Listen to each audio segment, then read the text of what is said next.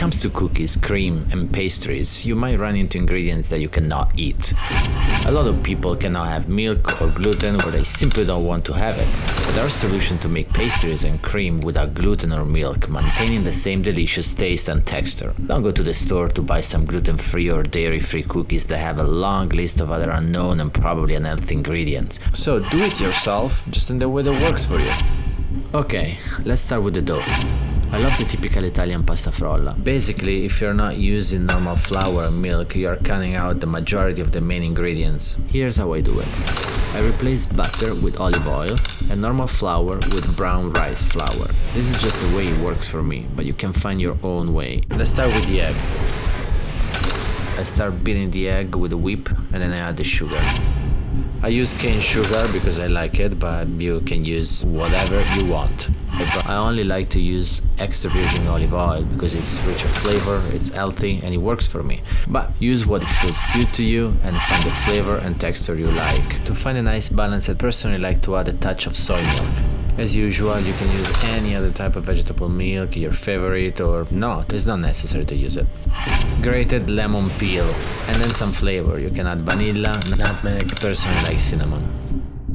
There are so many gluten-free flours, you can use the one you like or even mix them. I add the flour bit by bit, and when the texture starts to feel more consistent, I use my hands and then I move it on the table. Keep in mind that by changing the main ingredients, you are also changing the way they interact with each other in order to create the flavor and the texture. This is why you need to experiment and make it yours. For example, the butter is what gives a nice soft texture, and depending on what oil you are using to replace it, you might not achieve the same texture. That's why I like to use soy milk, to find that balance that is now missing. I also don't want to get crazy with sugar or oil, just the right amount for a good flavor, but without it being heavy and greasy. Okay, keep working on your dough until you find the right texture. And again, depends on what you're using. You might have to change the proportion. I'm not going to talk about the ratios between the ingredients because it is going to be different depending what you use and how you want it. You can start for the basics you can find anywhere in any recipe. 300 grams of flour, one egg yolk, and 120 grams of butter, and then you make a math, so and so, and blah blah blah. It doesn't matter. You have to try and find the balance that you like and it works for you. Here's more or less what I use, but I'm not locked into this. While I'm working on the dough, I might change things depending how I feel about the texture. Once the dough is ready, you can let it rest for a while into plastic wrap. But honestly, it doesn't matter, you can start making cookies right away, no problem. I spread more brown rice flour on the table so I can roll the dough smoothly. Flours with no gluten tend to be more delicate, so as my wife always says, you gotta be ginger with it. And don't worry if you don't have any fancy baking set to create the shape of your cookies. Be creative. You can use a cup, or really anything that you have in the kitchen that might work. Just look around and find something. Sometimes I just use my hands and I try to give them a shape that I like.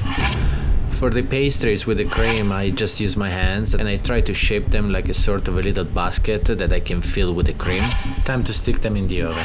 I usually bake them for 15-20 minutes, but depends what kind of flour did you use and how thick they are. So you might require like more time or less time, just keep track on it. And let's prepare the cream.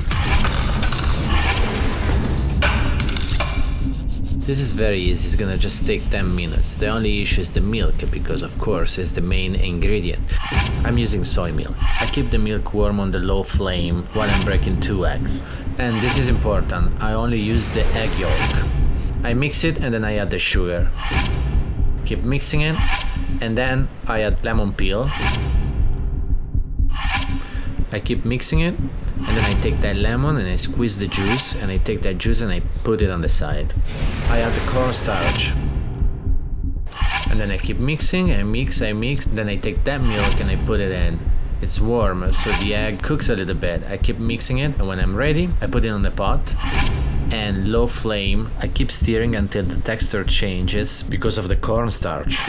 I like to add the lemon juice that I squeezed before and make a lemon cream. My wife loves it. But if you don't like lemon, you just leave it like that and it's gonna be like a milk cream. If you want a texture for your cream that is more liquid, you add more milk. If you want it thick, you don't add any milk. I pour the cream into a container that I previously put in the freezer, so it's cold, and I mix it again. And then I seal it and I refrigerate it. I make triangles. I do a little cut on the base. I fill it with the cream and then I bring the edges up. I roll it. I create the right shape that I want and texture. Be gentle and then I bake them.